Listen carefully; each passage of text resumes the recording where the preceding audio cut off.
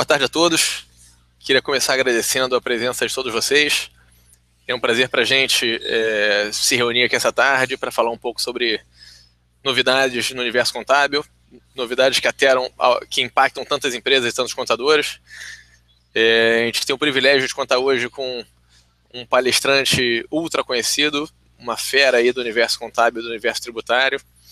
Essa pessoa que vai falar com a gente hoje, ele é administrador, é auditor, ele é pós-graduado em informática pericial, especialista em SPED, empreendedorismo tributário e inovação fiscal. Ele é coordenador do MBA em contabilidade e direito tributário. Ele também é coordenador do MBA em administração e contabilidade pública do IPOG. Ele é o escritor do blog edgarmadruga.com.br. Ele também escreve para o blog do SPED. Além disso, é uma pessoa muito gente fina, uma pessoa muito humilde, é um colega e parceiro meu de palestras pelo Brasil. Queria agradecer você, Edgar Madruga, por participar dessa conversa aqui com a gente. Obrigado a você, Gabriel, pelo convite, pela oportunidade. Meu boa tarde a todos aí que estão aí nos assistindo ao vivo aí. A gente possa hoje ter uma tarde de compartilhamento de conhecimento, que é algo que me faz muito feliz. Legal. Caso você já saiba como funciona a nossa conversa aqui, não vai mudar nada dessa vez. Basicamente, o Edgar vai falar um pouco para a gente sobre algumas alterações na lei do ICMS. Então, tenho certeza que vai ser super rico para todos nós. Se você tiver alguma dúvida, basta você escrever aí no seu navegador, vai aparecer no canto direito. No final, a gente vai ter um tempo ali para responder perguntas, você vai poder perguntar diretamente para o Edgar. E se você enxergar alguma pergunta ali que te interessa, algum tema que você gostaria de ver respondido, basta você votar ali. A gente vai começar respondendo as perguntas que tem mais votos. E então é isso. Vamos começar, Edgar? Posso passar a bola para você? Manda aí, estamos por conta. Então é com você. Obrigado, Edgar, mais uma vez por participar aqui com a gente. É isso, cara. Gabriel, é uma honra para mim. Estou sendo muito, muito feliz mesmo. Obrigado pelo carinho, obrigado mesmo, de coração. Então tá com você. Vai começar, embala? Manda ver. Eu vou compartilhar minha tela aqui. Eu preparei um slide, né, para que a gente... Acredito que deve estar todo mundo agora vendo o meu... Deve estar vendo o Gabriel, né, através do meu...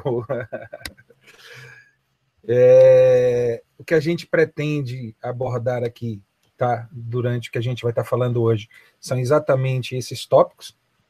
O que era, né, esse diferencial de alíquota, como era antes, né, por que mudou e criou toda essa loucura que a gente está aí hoje vivendo, como é que ele funciona, as medidas mais recentes, que especificamente a suspensão, né, que houve através lá do nosso Supremo Tribunal Federal, né, o ministro lá, ele deu uma medida, então o que tem seus efeitos, seus impactos, ele também vai falar sobre isso. E teve alguns brinquedinhos, desde a medida do ministro para cá, teve uma série de novidades, né? E claro, como bem já colocado aí pelo Gabriel, ao final nós vamos estar aqui à disposição de tirar todas as dúvidas que forem necessárias. Gabriel, tá ok aí? Tá ouvindo direitinho?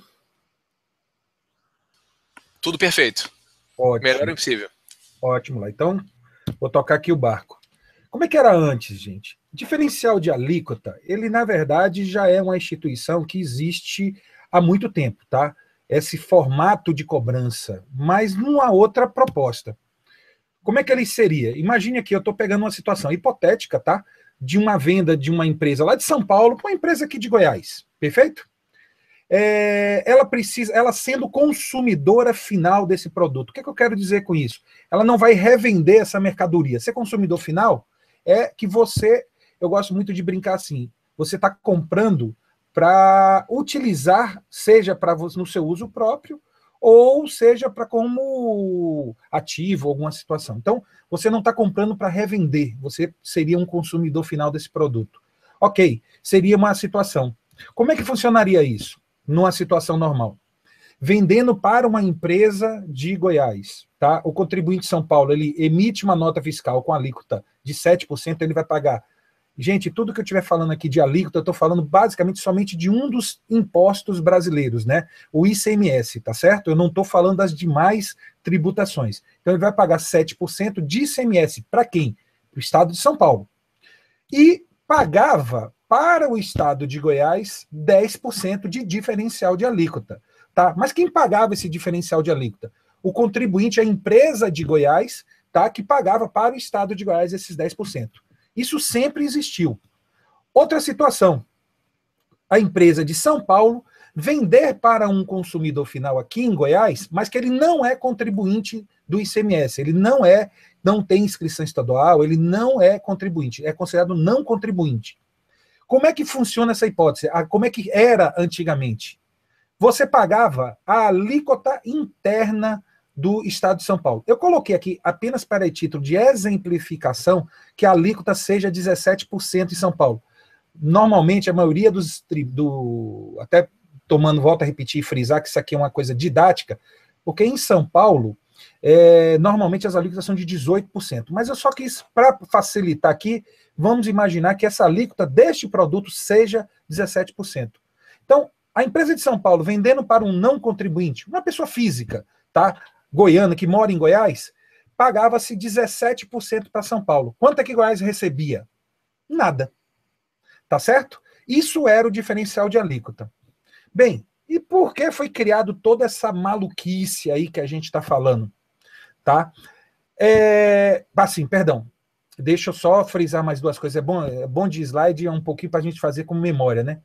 Se a empresa fosse do Simples Nacional, a empresa lá de São Paulo. Gente, eu estou falando em empresa de São Paulo, pode ser empresa de qualquer estado vendendo para qualquer outro estado, tá certo? O que mudariam basicamente seriam as alíquotas, mas o princípio permanece o mesmo.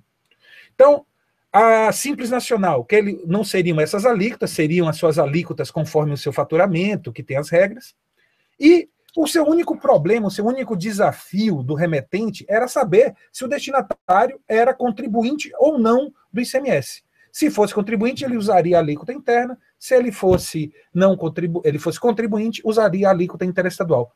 Perfeito? Isso era a realidade. O que mudou? Por que mudou? Meu amigo, existe uma coisa chamada internet.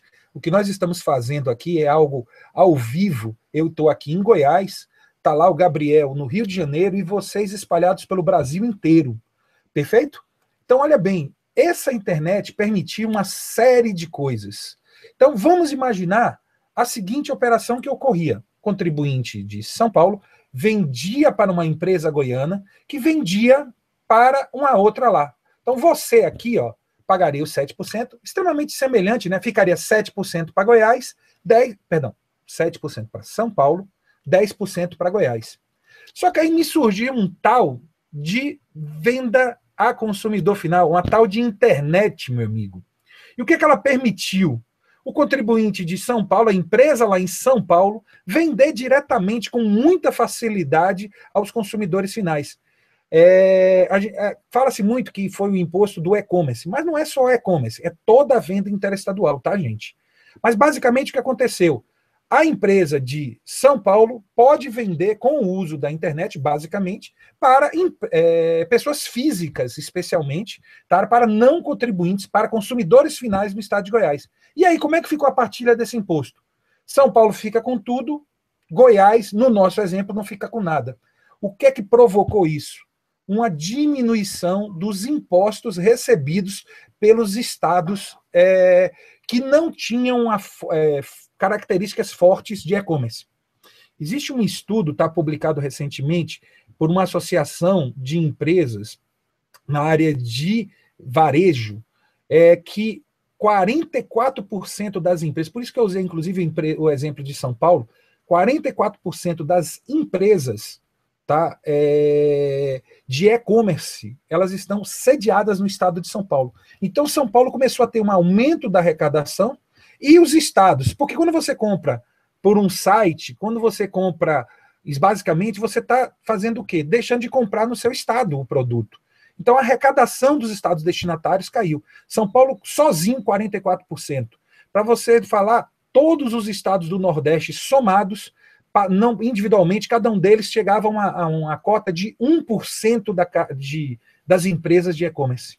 Então, o que provocou? A explosão da internet, essa necessidade. Começou a haver uma diminuição da arrecadação dos estados que não participavam tão ativamente. E por que São Paulo, esse grande líder com 44%? Se você somar São Paulo, Rio de Janeiro e Minas Gerais, você teria praticamente uma totalidade das vendas interestaduais de formato e-commerce. Poxa, isso provocou uma medida por parte do governo, uma reação por parte dos estados, para pedir o quê? Olha, eu preciso de algum tipo de compensação para melhorar a minha arrecadação, porque ela está sendo perdida nessa situação. Então, quer dizer, uma nova realidade criada. E aí me surge essa proposta dessa siglazinha famosa aí, né, o tal do DIFAL, diferencial de alíquota. O que que é? É uma partilha, tá, desse imposto que, inicialmente, olha aqui o exemplo que eu estou colocando para vocês, tá? Nessa parte aqui de cima, ó, ficava exclusivamente para o estado de São Paulo, uma partilha, mesmo nas vendas diretas. Então, um compartilhamento entre São Paulo e o estado de Goiás. Beleza. Vamos ver como é que funciona, então, o DIFAL. Mas tá aí um exemplo, tá aqui uma empresa, ela vendeu, né, para uma empresa, uma pessoa física lá no estado de Goiás ou em qualquer outro estado. O que é que ele vai fazer normalmente? Vai emitir uma nota fiscal eletrônica, venda interestadual, entrega o produto na transportadora e a transportadora se encarrega de entregar lá, né, na residência da pessoa física. Isso era o que ocorria antes do DIFAL. Bem, o que é que provocou o DIFAL? Primeira coisa, além de emitir essa nota fiscal, isso não mudou, mas você tem que se preocupar com o quê? Checar a alíquota do ICMS, não somente aquela sua que você sabia no seu estado, mas também no estado de destino. Olha, começou agora a grande confusão. Você só tinha que tomar conta do quanto era a alíquota do seu produto, tá, no seu estado, onde você tinha a sede da sua empresa. Bem, isso mudou. Você agora precisa saber qual é a alíquota no estado de destino do seu cliente. E aí imagine, o Brasil enorme, com uma infinidade de estados, né, perdão, uma infinidade de alíquotas, vocês têm que saber cada uma delas. Isso é fundamental. Bem, para quê? Porque você tem que calcular o imposto devido. Você vai pegar a diferença entre a alíquota interestadual, essa é relativamente fixa, nós só temos duas alíquotas, uma de 7% e uma de 12%, varia um pouquinho somente pela questão do qual é o estado remetente, mas você tem que saber o valor do imposto para o estado de destino. Bem, descobriu a diferença entre a alíquota que é lá no estado de destino e a alíquota interestadual, você vai entrar nos sites da Secretaria da Fazenda, emitir uma guia de pagamento, emitir a guia para o estado de destino. Na maioria das vezes, você apura o imposto para o seu próprio estado. Você imprime essa guia, paga essa GNRE, imprime o comprovante da GNRE, junta nota fiscal, a GNRE e o comprovante, e aí sim você pode mandar para a transportadora. Agora, não se esqueça de mais uma maluquice criada. Em alguns estados, nós temos os fundos de combate à pobreza. E se existir, você tem mais uma outra guia, tá? Você vai ter mais uma guia de pagamento. Bem, a solução para essa loucura, imaginou, venda a venda, você conferir a alíquota, emitir a guia de pagamento, tá? Ver se tem fundo de pobreza. Isso tudo, gente, não tem como ser. Criou-se toda essa burocracia com essa realidade do DIFAL. Para evitar o pagamento, operação, ou nota, ou venda, tem uma solução. Abrir uma inscrição estadual em cada estado que você tiver venda. Gente, isso dispensa, não o pagamento, mas dispensa a venda. Você vai fazer a apuração, você vende durante o mês, apura e somente paga no final do mês para esse estado de destino, conforme quantos estados de destino você tenha efetuado vendas naquele mês.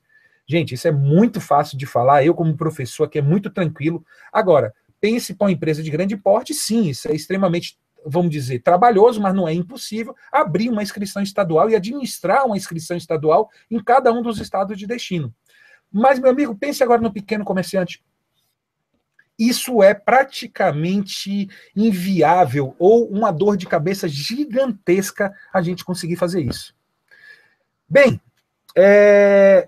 o que surgiu de novidade exatamente desse absurdo? Nós tivemos a ADIM, né, que foi proposta pelo SEBRAE, na verdade, proposta pela OAB, com o apoio de uma série de entidades, né, SESCOM, SEBRAE, entraram no Supremo Tribunal Federal alegando a inconstitucionalidade dessa lei. Foi concedida uma liminar, perfeito? Então, gente, aconteceu algumas coisas que a gente precisa aqui criar um ponto de marcação no que a gente está falando. Primeiro, a ADIM só vale para o Simples Nacional. Somente empresas do Simples Nacional estão dispensadas do pagamento do diferencial de alíquota. Se a sua empresa não está no Simples Nacional, continua tudo como dantes no Castelo de Abrantes. Resumindo, meu amigo, você continua tendo que fazer o diferencial de alíquota e seguir procedimentos. Perfeito?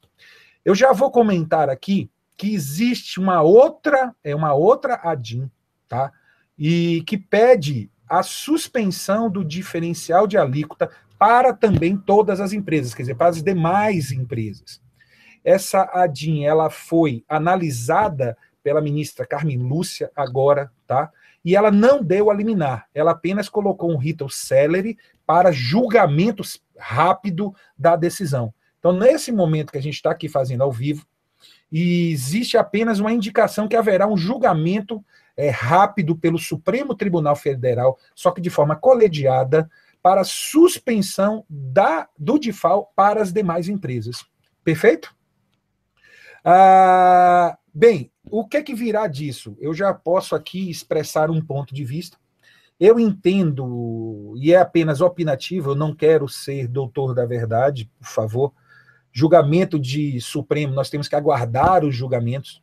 Mas eu tenho pessoalmente uma opinião, tá? É que a norma deve vir a ser confirmada, ela deve vir a ser suspensa por uma série de motivos. Isso aqui é uma opinião pessoal como professor. Mas eu digo a vocês o seguinte, vamos ter que aguardar as decisões. Ela é uma medida inconstitucional. Mas eu já queria colocar aqui uma pimenta na conversa. O que é inconstitucional e os julgados é a forma que foi criada, não a cobrança do imposto. O que acontece? Elas foram criadas mediante convênio ICMS. E toda a discussão é que precisava de lei complementar para autorizar a cobrança do diferencial de alíquota. Então, a tendência é que, mesmo que os estados percam a ADIM, quer dizer, suspendam esse pagamento de forma permanente, eu tenho uma certa incredulidade se os estados não vão mandar uma lei complementar, quer dizer, corrigindo o problema da inconstitucionalidade e permanecer essa cobrança, porque ela tem um interesse fiscal muito grande. Na prática, gente, isso só foi criado por uma questão de efeitos arrecadatórios. É interesse dos estados a questão arrecadatória por trás disso. Bem, eu até na chamada dessa palestra, eu brinquei assim com essas perguntas que estão aí na tela, né? Como proceder? Suspender o pagamento? Pagar, pedir ressarcimento depois? Não pagar? E se precisar, pagar com multa depois? Excluir imediatamente do custo dos produtos essa redução dos impostos? Gente, ó, aqui envolve algumas decisões, eu gosto muito de falar aos meus alunos, de gestão do risco fiscal na prática. Isso aqui envolve algumas decisões por parte dos administradores. Bem, a suspensão do pagamento para empresas do Simples Nacional. Eu entendo como extremamente razoável. Acho que não deve se efetivar esses pagamentos, tá certo? Essa é a minha opinião. Já saiu alguns comunicados, especificamente, eu posso até citar do Estado de São Paulo, em que cita literalmente a suspensão da medida, né, para que não façam as empresas esse pagamento.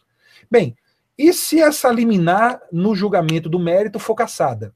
Isso que seria o maior risco, porque é uma liminar do Supremo. O que acontece? Os estados devem conceder um prazo para pagamento desse tributo. Ou pode ser que a própria ADIM ela coloque que não há que tenha na decisão do Supremo. O Supremo ele é uma caixinha de surpresas, eu não duvidaria que saísse uma decisão dizendo, olha, não tem que pagar nesse período só a partir de agora. Quer dizer, o que eu entendo de uma forma simples, não faça o pagamento agora. Aguarde a decisão em definitivo do Supremo para ver o que proceder. Vai sair uma regulamentação se você vai ter que pagar desse período ou não. Bem, fica aqui uma recomendação pessoal, então. Não exclua dos custos isso, tá? Não exclua dos custos. Por quê? Pode ser que você ainda venha a ser chamado a pagar por esse período que não está fazendo. Então, eu venderia agregando o custo do diferencial de alíquota no meu produto, colocaria isso numa poupança ou numa determinada aplicação conservadora para permitir esse período, tá certo, de indecisão, e finalizado o procedimento, você tomaria, aí sim, com a decisão definitiva, você tomaria a decisão de caminhar pelo lado A ou B. Isso aqui seria a minha recomendação inicial, e aí, obviamente, liberado as perguntas e todos os questionamentos de como proceder, tá certo? Por fim, temos algumas novidades que eu chamaria fresquinhas. Esse convênio ICMS número 9/2016, ele é do dia 18 agora, tá certo? Ele prorrogou uma situação para o pagamento do DIFAL. Obviamente, quem ainda está nesse momento obrigado a pagar o DIFAL são as empresas que não estão no Simples Nacional, perfeito? Como é que aconteceu? Olha a primeira coisa, criou mais uma... Se você não for dos estados que estão aí citados, Alagoas, Amapá, Amazonas, Ceará, Espírito Santo, Maranhão, Mato Grosso, Minas Gerais, Pará, Paraíba, Paraná, Pernambuco, Piauí, sobrou algum, Edgar? Vamos lá, eu bater no olho aqui, ó, São Paulo não está aí, Goiás não está aí, tá certo? Bahia não está aí, tá? Eu estou brincando, na verdade, tem vários estados, né, que não participaram dessa situação, então está valendo o quê? De forma temporária, tá certo?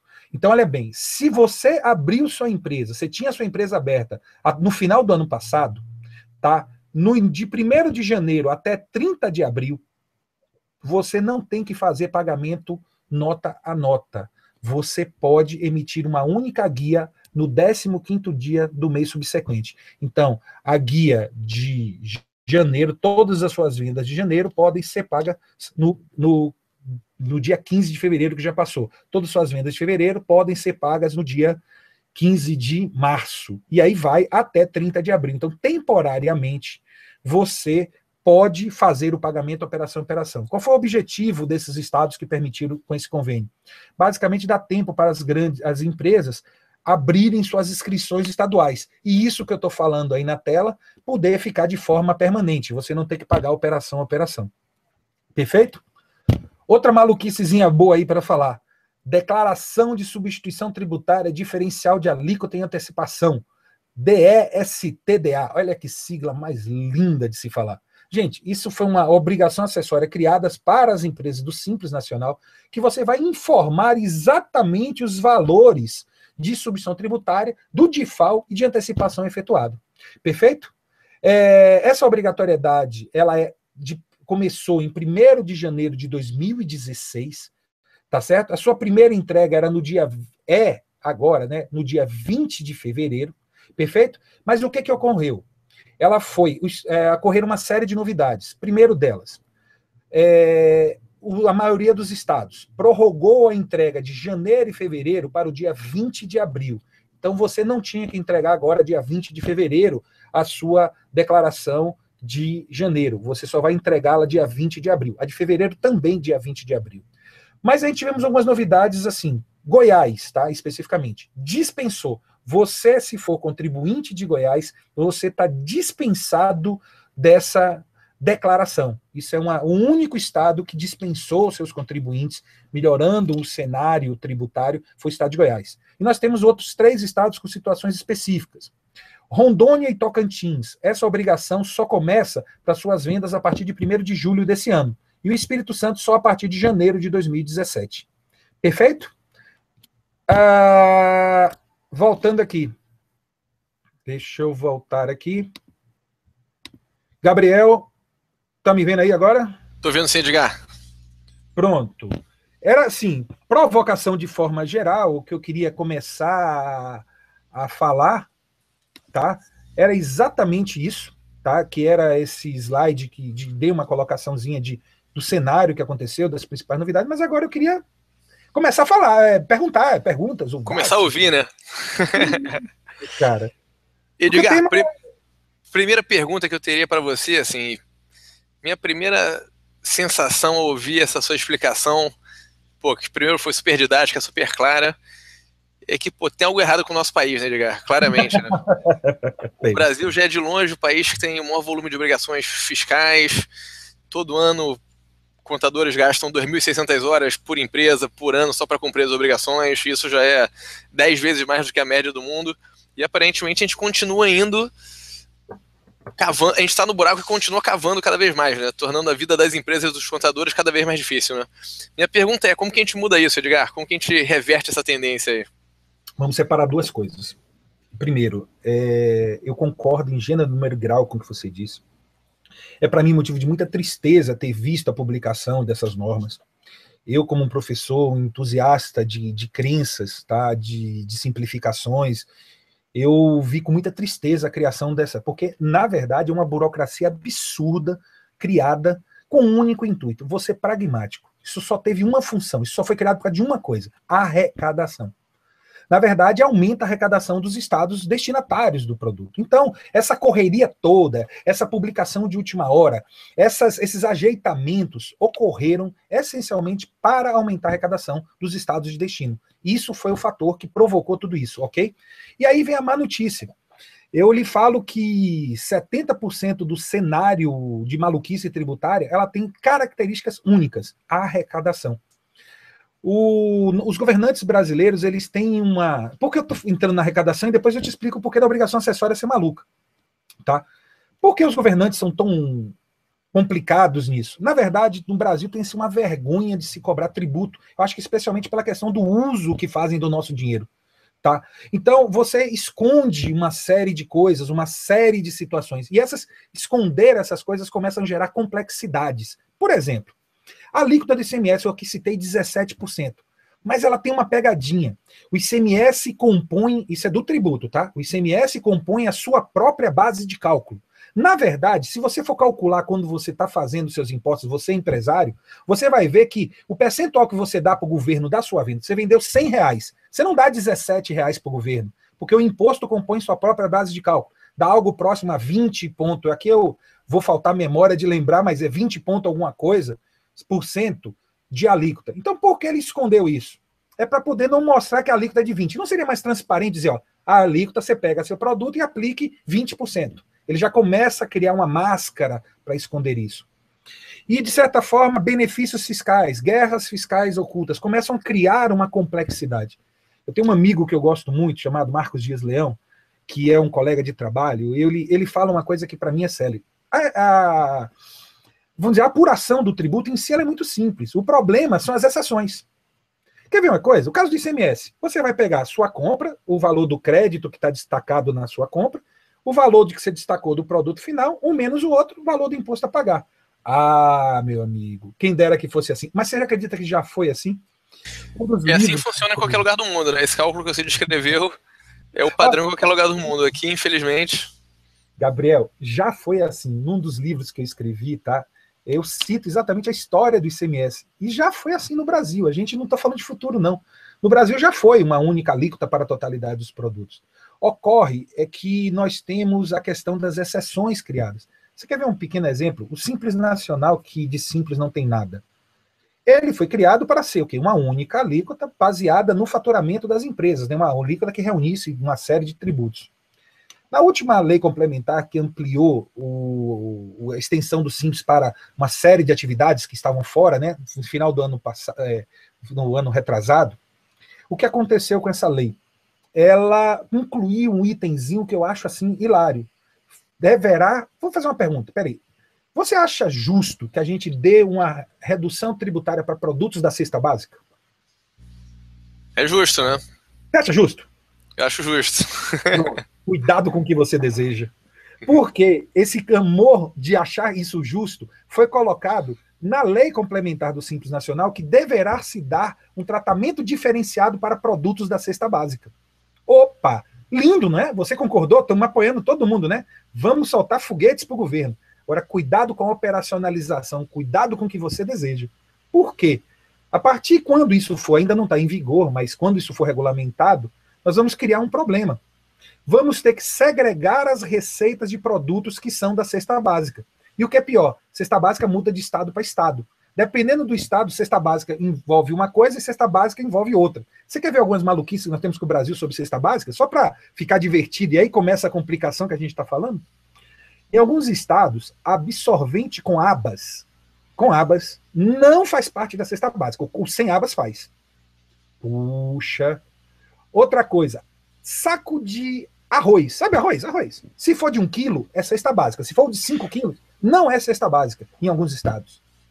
Você já percebeu que a coisa começa a ficar complicada quando você fala de maluquices baseadas em leis? Solução para isso? Primeiro, atitudes da sociedade reagir. Uma das coisas mais bonitas que eu vi, Gabriel, nessa atitude toda foi criar uma maluquice e a sociedade andou questionando fortemente as administrações tributárias desses excessos. Agora, nós precisamos reagir mais. Precisamos melhorar esses cenários porque realmente é absurdo o que vivemos. Edgar, concordo totalmente. Obrigado pelos exemplos aí. E o que dá uma certa tristeza é ver que existe a preocupação de fazer o que é bom, mas não existe a preocupação de fazer o que é bom de forma simples, né? Que, como você falou, é fundamental para que... Até para que a arrecadação cresça, né? Porque um país engessado não consegue crescer, não consegue arrecadar. E é um pouco nessa linha que a gente está indo. No caso do DIFAL, dava para fazer mais simples, tá? Você tem hoje a nota fiscal eletrônica, que já tem todo o poder de informação suficiente para permitir essas cobranças, tá, de forma automatizada. Seria possível, sim, tá? Faltou uma certa iniciativa por parte dos estados. Faço aqui a minha culpa relacionada a isso. Gostaria muito que tivesse. Dava para ter simplificado o procedimento. Nota fiscal eletrônica facilitaria a vida. Legal. Temos várias perguntas aqui. Vamos começar com as perguntas dos nossos colegas contadores participantes aí da nossa conversa. Primeira pergunta vem da Marinalva Silva Félix. Marinalva está perguntando o seguinte: bom dia. Com tantas mudanças e com muita incerteza nas respostas, gostaria de saber se a empresa que fez o recolhimento de guia referente à substituição tributária necessita também pagar a guia de diferencial de alíquota do Simples Nacional. Substituição tributária é substituição tributária. Ela não faz parte de diferencial de alíquota. Então, não precisa. Pagou substituição tributária, já está recolhida a tributação até o destino. Os produtos que estão ligados à substituição tributária não faz o recolhimento de diferencial de alíquota, tá? De forma simplista, pelo amor de Deus. Ânsias dessa resposta. Mas o que eu entendi, assim, o que ela perguntou é, tá? Não tem que fazer novo recolhimento. Legal. Temos outra pergunta aqui do Menezes Júnior. Ele fala que ele tem uma empresa no escritório de contabilidade dele que é do Simples Nacional. Compra fora do estado.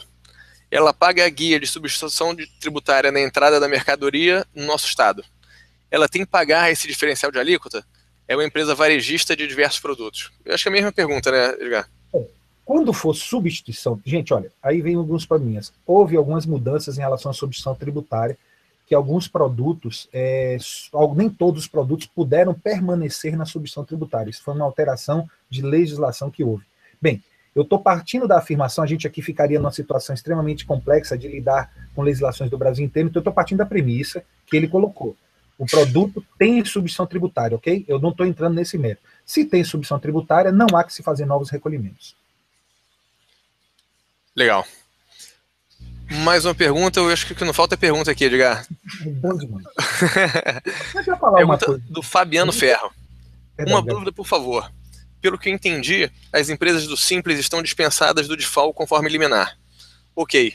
Mas e quanto ao desta em abril? Tem que entregar? Desta DSTDA, né? As empresas do Simples vão ser obrigadas a entregar ou não? Isso. Vamos lá. Eu posso lhe falar, isso vai ter que depender de cada estado como proceder. Eu tenho um comunicado do estado de São Paulo, então da Cefaz de São Paulo, que até eu acho que de certa forma vai ser muito coerente em relação ao Brasil. Não há diferencial de alíquota nesse momento para a empresa do Simples. Então, se você, olha bem, a DS, a declaração tributária, antecipação, ela não é só de diferencial de alíquota, ela é de substituição tributária e de antecipações. Então, tem que ter o cuidado, porque o que foi suspenso é somente o diferencial de alíquota. Se essa empresa não tem, tá, nenhuma venda de substituição tributária e nenhuma antecipação feita, ela não vai ter que fazer essa DS, mas até eu embolo, até não foi só você não, viu, Gabriel? Eu também embolo esse nomezinho, essa sigla chique do último aí, né? DESTDA, né? Então, olha bem, de forma tranquila. Se você só tem diferencial de alíquota, você não tem que informar, porque não houve operação. Perfeito? Legal. O Leonardo está perguntando se a gente vai mandar os slides para os participantes. Eu acho que a gente pode mandar os slides para todo mundo, né, Edgar? O maior prazer, tá? Isso aí a gente prepara ele e Podem ficar tranquilos, amanhã a gente manda para vocês não só os slides do Edgar, mas também manda um link para esse vídeo. Quem quiser assistir, mandar para um colega, fique à vontade aí para passar essa informação adiante. Só fica muito antenado porque tem novidade todo dia aí, né, Edgar? Não dá para assistir esse vídeo daqui a 3 anos e achar que tudo continua valendo, né? Cara, foi bem você ter falado isso, porque a gente está aqui hoje é o dia 24, vamos datar, né, Gabriel? Hoje é dia 24. O dia e a hora, né, Edgar, para não ter erro, né? Às 17 horas e alguns minutos, porque, meu amigo, a gente aqui está conversando e talvez amanhã saia a decisão e coisas mudam, tá? A gente tem que ter muito cuidado. Eu recomendo, tá, e friso isso a todos, tenham o cuidado de verificar as decisões de cada estado perante as suas declarações. Especialmente essa declaração que foi citada. Como você empresário do estado X, você dá uma consultada de como o estado vai regulamentar isso, tá? Porque tem que ter um pouco de cuidado. Eu posso lhe falar o que é o bom senso, a regra geral, o que provavelmente a maioria dos estados vai fazer. Mas não é com grande surpresa que um A ou B cria alguma regra diferente. E amanhã mude, ou talvez mude de opinião. Perfeito? Perfeito. Temos uma pergunta aqui da Érica, não tenho certeza se eu entendi, vamos ver se você entende melhor do que eu, Edgar. A ADI 5464 suspendeu a cláusula 9ª do convênio de CMS 93/2015. A partir de 18/2/2016, nenhuma empresa do Simples Nacional fica obrigada a efetuar o recolhimento do DIFAL, tendo em vista que somente o Estado de São Paulo se posicionou? Não, vamos lá. Ela está perguntando porque saiu a declaração, saiu o comunicado. A regra é nacional, vale para o país inteiro. É exatamente a declaração de constitucionalidade, né? Usou o que eu gosto de brincar, a sopinha de letrinhas que nós temos na área tributária aí. Basicamente, não. A suspensão do diferencial de alíquotas já saiu, inclusive, tá? Como é que é o nome dela, Gabriel? Érica Zandonadi. Bem, Érica. Inclusive, saiu um comunicado do Conselho Gestor do Simples Nacional, em que trata que houve a suspensão do diferencial de alíquota para a empresa do Simples Nacional para todo o país, tá? Então, isso é pacífico. A partir do dia 18, a suspensão é nacional para a empresa do Simples Nacional. O que nós temos, eu até falei no início, né, quando a gente começou mostrando os slides, por favor, tenha o cuidado que a gente é uma medida liminar. Então temos que aguardar a decisão final do Supremo, a decisão colegiada. Eu dei a minha opinião aqui, que ela tem uma tendência, na minha opinião, e de várias pessoas que a gente andou estudando, é que ela vai confirmar, né, essa decisão, tá? Que vai ficar suspenso realmente, mas a gente tem que aguardar a decisão do Supremo. Legal. Temos mais uma pergunta aqui, essa vem do Elton Henrique Gatterman. A pergunta é a seguinte: como fica a DESTDA, que deverá ser entregue em 20/4/2016? Que tipo de valor de ICMS deverá ser informado nesta declaração? Será que esse software vai ser alterado para melhor? Porque, como ele parece que foi feito na Idade da Pedra e não nos dias de hoje. Cara, sou obrigado a concordar com você que criamos uma obrigação do tempo do papel em tempos de documentos eletrônicos. Isso eu já tinha, de certa forma, colocado isso. Eu tenho, com todo respeito aos meus colegas que fizeram essa norma, mas ela me arrepia muito, ela me incomoda muito como professor. Então, eu estou dando aqui minha opinião pessoal, obviamente, eu não estou falando de opiniões institucionais, não é isso? A minha opinião pessoal, ela me incomoda. Você está perfeito o raciocínio. Ela é um negócio do tempo do papel, né? Vamos até datar, né? No tempo que existia documentos em papel, e num momento em que você está totalmente ligado à nota fiscal eletrônica. Bem, a má notícia. Eu posso a única dizer, se você for contribuinte do Estado de Goiás, você foi dispensado dela. Goiás está na vanguarda aí, né, Edgar, da simplificação aí para as empresas, né? De ser o Estado na qual eu resido, ter tomado esse tipo de decisão, eu faço um elogio aqui aos servidores da Secretaria da Fazenda, porque entenderam que existem outras formas de fiscalização, exatamente baseadas em documentos eletrônicos, para se conferir o pagamento, né? Porque no fundo essa declaração é para conferir os pagamentos, né? Você vai fazer o pagamento, você faz a declaração e aí fazer um cruzamento de informação. a Secretaria da Fazenda entendeu que tem outros meios de fazer esse tipo de cobrança ou esse tipo de controle sem prejuízo da fiscalização, tá? Esse foi o motivo do Estado de Goiás. Mas não é o entendimento, eu preciso ser franco, não é um entendimento da Secretaria da Fazenda majoritária. Nós temos outras, o único estado que dispensou foi esse aí. Eu queria fazer um elogio ao Espírito Santo, de certa forma, adiou para 2017. Ele usou o princípio da inteligência. Deixa eu ver como é que vai ficar o negócio, e depois chega eu, né? Joga para frente, né? Decide depois, né? Foram mais assim, conservadores. Eu gosto também desse tipo de posição, tá? O fato de você adiar é uma decisão muito agradável para, né, porque, de certa forma, é uma atitude conservadora. Claro, pô. Mas no fundo, o colega tá certo. Não tem o que fazer, não tem o que falar. A norma, dia 20 lá de abril, como bem colocado por ele, pode vir a ter que fazer tudo do mesmo jeito. Legal. Temos a pergunta aqui do Fernando Castro. Fernando, obrigado pela sua pergunta. A pergunta dele é a seguinte: boa tarde, como funciona o cálculo do DIFAL em transporte de cargas? No caso, empresas que emitem CT eletrônica. Vamos lá. As regras de diferencial de alíquota permanecem as mesmas, tá? Inclui-se a questão. A questão de serviços, elas fazem parte do pagamento de diferencial de alíquota, elas não mudariam nisso. Legal. Essa foi rápida. Essa foi rápida. Temos uma pergunta aqui do Álvaro, grande parceiro nosso do Nibo, cliente nosso, perguntando o seguinte: obrigado, Álvaro, pela pergunta. Quando a empresa tem um benefício fiscal de redução de base de cálculo em seu estado de origem, como isso afeta o cálculo? A empresa perderá o benefício conquistado? Vamos lá. Não há que se falar de diferencial de alíquota em operação interestadual. Tá? Vai valer a alíquota interestadual nessa operação.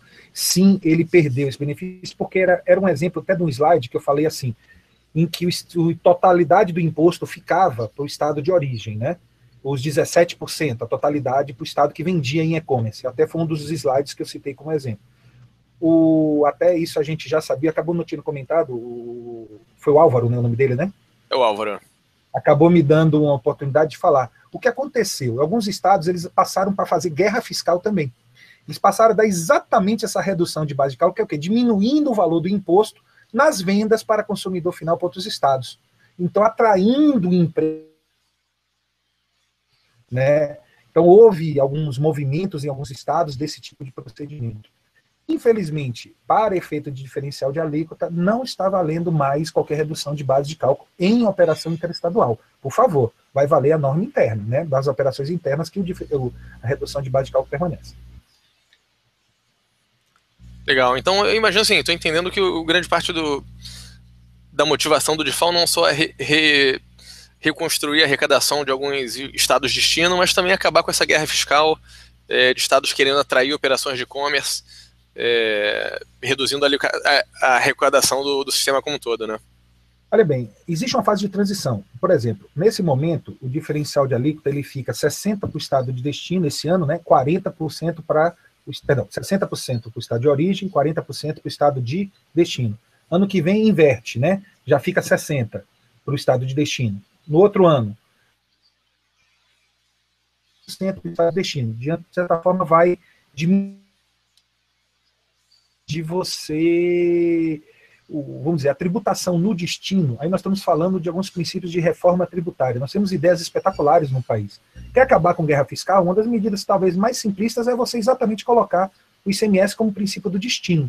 Haveria algumas compensações, alguns estados que perderiam a arrecadação, isso aí não é tão simples de ser feito. Mas se você não vai fazer guerra fiscal para tirar imposto de você mesmo, né, se você for vender para si próprio. É um caminho a ser feito, mas não é só guerra fiscal. A maluquice foi por causa da arrecadação, tá, Gabriel? Isso eu não tenho nenhuma hesitação. A arrecadação imediatista, essa celeridade em buscar isso. Mas é uma questão que havia uma perda de arrecadação por parte dos estados que estavam perdendo aquelas vendas internas, né? Bem simples, um televisor, vamos lá, um celular. Você ia numa loja, eu não quero citar aqui marcas comerciais, mas você ia numa loja dessa daí, você chegava lá no seu estado, né, uma dessas que tem uma rede nacional, ia lá e comprava um celular. Vamos dizer, se você fosse lá escolher aquele modelo de celular chiquérrimo, R$1.500, está vendendo lá. É o menor preço, você pesquisou. Se você consultasse na internet esse mesmo celular, por questões tributárias, tivesse 1.200, você compraria na internet ou compraria fisicamente ali o aparelho? Como todo bom brasileiro nesse processo de migração, nós passamos a comprar, a lidarmos melhor com o e-commerce, né? Uma série, tá aí, todas as notícias explodindo aí nessas linhas. Isso permitiu o quê? Você comprar por R$ 1.200. Você não ia hesitar, porque fica mais barato comprar no outro estado exatamente por causa dessas reduções de carga tributária que existiam. Pois bem, isso fazia o quê? O estado remetente ganhar dinheiro, mas o estado destinatário perdeu o imposto que teria naquele estado, né? Então começou essa reação. É uma reação justa por perda de arrecadação. Se você pensar assim, é injusto, o consumidor final está lá. Mas eu acho muito triste, porque a gente podia discutir, como acho que já colocamos aqui, num bojo maior, um bojo de uma discussão um pouco mais ampla sobre isso.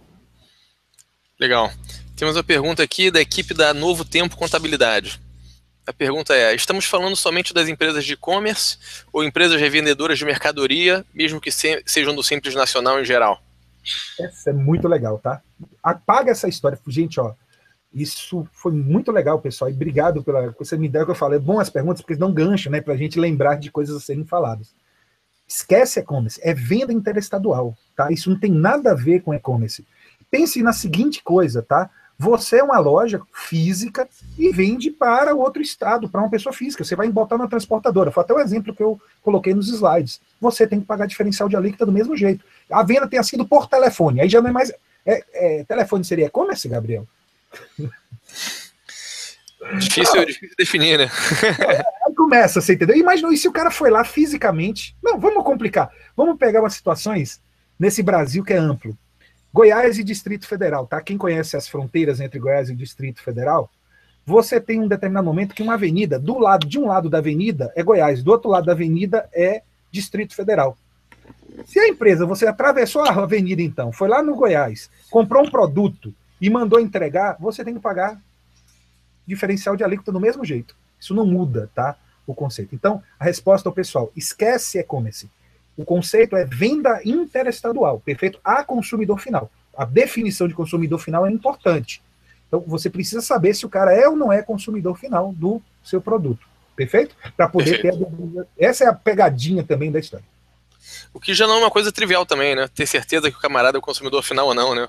Cara do céu, a gente tá brincando mais sobre isso. Isso tem artigos, isso tem monografia da turma que estudou sobre a questão de conceito de contribuinte. Por exemplo, ter inscrição estadual não significa ser contribuinte do ICMS. Existem, aí agora eu estou colocando, por exemplo, eu vou citar alguns exemplos, mas, por favor, como a gente está falando para o Brasil inteiro, eu vou me apertar para não tratar de legislações locais, eu vou dar exemplos. Eu vou falar em alguns estados, como as empresas de engenharia têm inscrição estadual, mas não são consideradas contribuintes.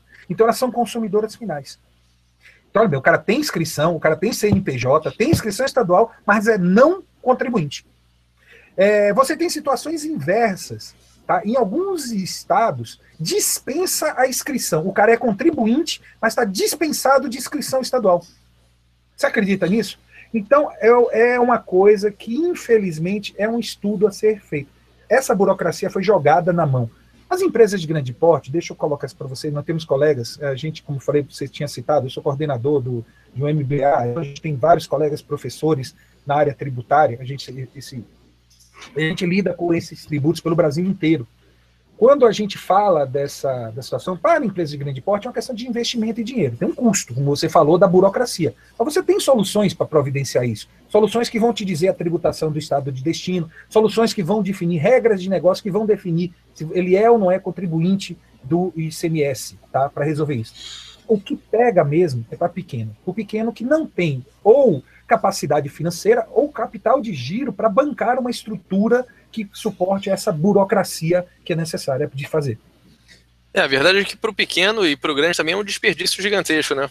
O camarada deveria estar trabalhando, vendendo, comprando, e ele está preenchendo papel, né? A minha ressalva que eu falei para o grande é porque ele teria condições financeiras, vamos dizer assim. Claro. Ele tem condições de arcar com essa ineficiência, né? Para o pequeno ele é tal, né? Ele não tem margem ali para... O ministro ele foi muito feliz nessa colocação, tá? O ministro do Supremo, Toffoli. Ele colocou exatamente isso. Olha, nós estamos inviabilizando o comércio para pequenas... Isso é um fato. Você cria uma burocracia e mais do que isso, tá? Eu esqueci de comentar até agora, não acabar... Aumentou a carga tributária também das empresas do Simples Nacional. Olha bem, a empresa do Simples Nacional, as alíquotas, a maior alíquota é um pouco menor do que 5% a empresa do Simples Nacional. Então elas pagavam, nas suas vendas, 5% de ICMS. Agora, com o diferencial de alíquota, não é mais 5, é mais não sei quantos por cento conforme a alíquota do destino da empresa. Então, além disso, ainda houve um aumento da carga tributária para as empresas do Simples Nacional. Legal. Temos uma pergunta aqui da Ana Gleice. Ana, obrigado pela sua pergunta. A DESTDA, vou melhorando aqui, Edgar, com o tempo até o final eu estou acertando, hein? Precisa ser entregue mesmo quando não há movimento? Olha bem, eu agora gente, essas coisas acontecem, eu vou ter que, na verdade, eu fiquei com dúvida da sua pergunta, e me deu um branco aqui agora, eu vou falar a verdade. Tá? A gente manda amanhã no e-mail para todo mundo, não tem problema. Eu prometo a vocês, não, porque é o seguinte, tem uma normazinha separadinha. Eu prometo assim, quando a gente manda junto, Gabriel, eu posso responder essa daí, tá? Claro, eu mando, é 5 minutos. Mas eu não queria fazer a afirmação. Tem que mandar zerada, né? Essa é a pergunta que ela usa, né? Sem movimento. Essa eu vou ter que responder. Me faltou branco, mas é consultar em 5 minutos. Não tem problema. Temos uma pergunta aqui da Luciana Marsari. Luciana diz o seguinte: boa tarde, parabéns pela palestra. Aí, Edgar, parabéns pela palestra. Elogios. Tudo isso que estamos falando para a empresa do Simples Nacional inclui o MEI? Está falando de DIFAL e substituição tributária. MEI, microempreendedor individual, faz parte, também um contribuinte, tá? Com todas as suas regras que estão previstas. Agora, lembrando toda aquela série de restrições do microempreendedor individual, tá? Microempreendedor individual fazendo venda interestadual, eu já acho assim uma emoção muito grande. Tem que ter uma estrutura um pouco mais cuidadosa aí. Eu talvez recomendaria uma migração da atividade para isso daí, tá? Mas sim, MEI. Microempreendedor individual é uma atividade que tem a sua... Não está dispensado, né? Agora, com a medida, está dispensado, né? Ok, né? Mas não estava dispensado o diferencial de alíquota. Edgar, estamos chegando no finalzinho. A gente tem tempo para mais uma pergunta aqui. Vamos responder a pergunta aqui do Edson Antônio Basso. Ele pergunta o seguinte: boa tarde. Qual o entendimento quando a empresa comercializa produtos para o consumidor de outra UF de outro estado, porém a mercadoria é consumida no estabelecimento? Exemplo, um hotel que comercializa produtos e serviços para um cliente que é de outro estado. Nesse caso, se aplica DIFAL ou não? Aí ele agora começou a apertar.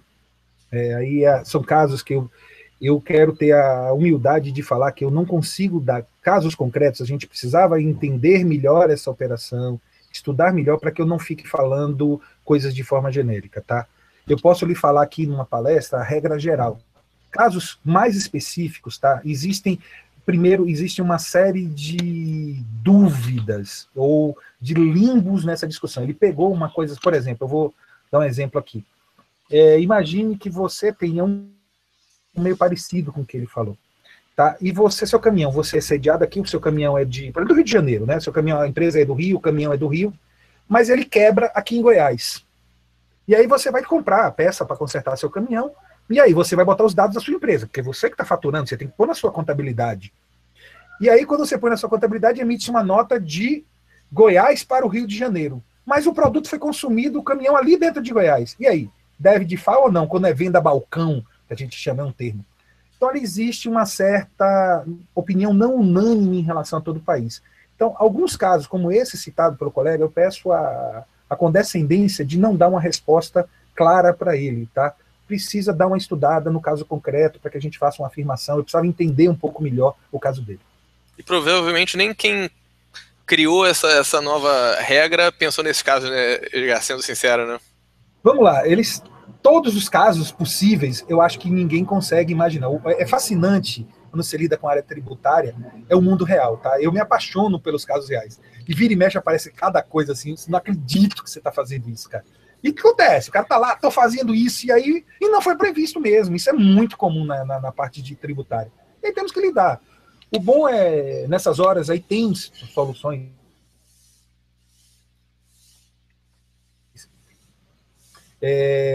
Você tem como pegar e fazer uma solução de consulta. Você tem normas, proteções para isso. O que eu recomendaria, em alguns casos mais extremos, se isso for muito significativo em valores, quer dizer, gere um risco fiscal, é a formulação de consulta para saber o procedimento. Nessa hora vai surgir muita consulta para que a gente possa dirimir as dúvidas que, porventura, existem em casos muito específicos. Está surgindo. Aí ele se protege para evitar a autuação posterior. Legal. Edgar, nosso tempo está acabando. Queria te agradecer mais uma vez por ter separado esse tempo para falar com a gente, para falar com os nossos amigos contadores aí que se reúnem aqui uma vez cada semana, uma vez cada 2 semanas, sempre com um assunto super legal. Queria agradecer pela palestra super clara, queria agradecer pelo tempo aí de responder a pergunta de pessoas de todo o Brasil aí. A gente para mim, volto a repetir, um motivo de honra e gratidão poder estar compartilhando conhecimento, é algo que me realiza como ser humano, sabe, Gabriel? Eu fico muito feliz da gente ter tido a oportunidade de estar junto com o pessoal do Nibo aí, fazendo esse é o meu primeiro evento ao vivo, tá? Pela internet. Eu até estava pensando nisso, eu disse, poxa, que engraçado, né? Uma história começando. Eu gosto muito de lidar, mas primeira vez ao vivo pela internet. Eu morrendo de medo, né, que tudo desse certo. A gente está vendo aqui se não deu engasgada na internet, né? Sofrendo, cheio de preocupações quanto a isso. Fico muito agradecido, muito honrado a vocês que nos assistiram, vocês que ainda vão estar assistindo depois, né, pela série de links. O que eu posso dizer é que Deus abençoe a todos vocês.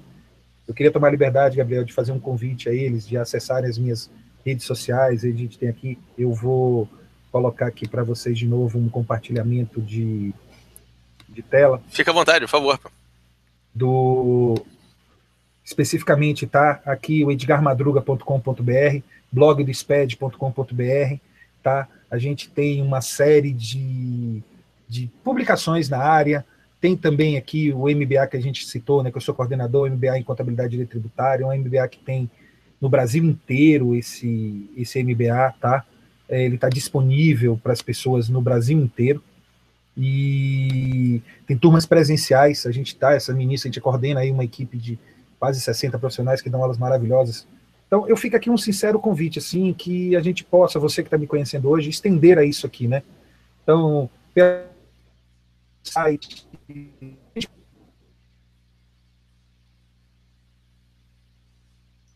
vocês, a equipe do Nimbo, a forma muito carinhosa que eu fui recebido. Gabriel, você é fora de série, gente boa demais também, que Deus lhe abençoe bastante. A todos vocês que participaram. Obrigado, Edgar. Obrigado mais uma vez. Acho que você começou com o pé direito em palestras online. Hoje foi nosso recorde aqui, a gente teve mais de 500 pessoas assistindo. Sei que você, é um palestrante costumado, isso foi requisitado Brasil afora. É raro encontrar uma plateia de 500 pessoas para conseguir reunir 500 pessoas num lugar só, né? Eu acho que essa ferramenta, a internet, permite esse tipo de coisa pra gente, né? Alcançar um volume muito, muito grande de pessoas. Queria te agradecer mais uma vez, reforçar o convite aqui, sempre que você achar que tem um assunto relevante para falar, tiver alguma novidade, fica à vontade para procurar a gente. A porta aqui está sempre aberta para você, esse canal está sempre aberto para você. E queria agradecer você, contador, que chegou aí para assistir esse bate-papo, assistir essa conversa. Hoje foram mais de 500 pessoas. Queria dizer que a gente está aqui para ajudar contadores a serem mais bem-sucedidos.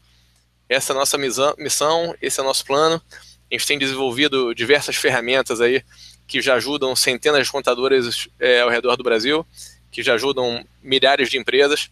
E se você sentir necessidade de ferramentas que te ajudem a ganhar produtividade no seu processo de contabilização, ferramentas que te ajudem a gerenciar o seu escritório de contabilidade, não deixe de mandar um e-mail para a gente, entrar em contato com a gente tem uma equipe inteira aqui para te atender e para te ajudar. Edgar, obrigado mais uma vez, obrigado contador que está assistindo a gente, até o próximo encontro. Um abraço. Obrigado, fica com Deus.